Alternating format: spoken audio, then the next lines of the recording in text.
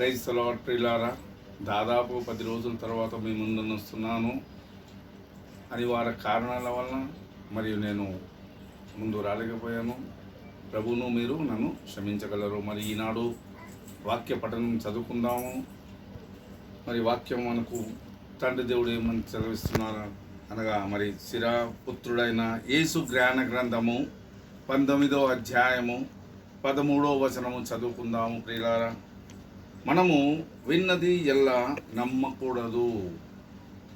నీ మిత్రుడేదో పాడు పని చేసనని వార్త పొక్కినచో అతనిని అడుగుము.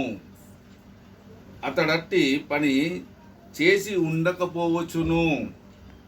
ఒకవేళ చేసినను మరలా దానిని చేయబోడు. చూడండి పిల్లారా, మన మిత్రులు మన వాళ్ళు ఏదైనా తప్పు చేస్తే దాన్ని మనం ముందుగా క్షమించాలి. అందుకని ప్రభు మనకు తన ప్రార్థన నేర్పించినప్పుడు, నా తప్పులను మన్నించండి, నేను ఇతరుల తప్పులను మన్నిస్తానని అడగమన్నారు. నేను ఇతరుల తప్పులను మన్నిస్తాను ప్రభా, మీరు నా తప్పులను మన్నించమని. అదే మాదిరిగా మన మిత్రులు, మన సోదరులు మనలో ఎవరైనా తప్పు చేసి ఉంటే దాన్ని మనం మన్నించమని తండ్రి దేవుడు మనకు సెలవిస్తూ ఉన్నారు.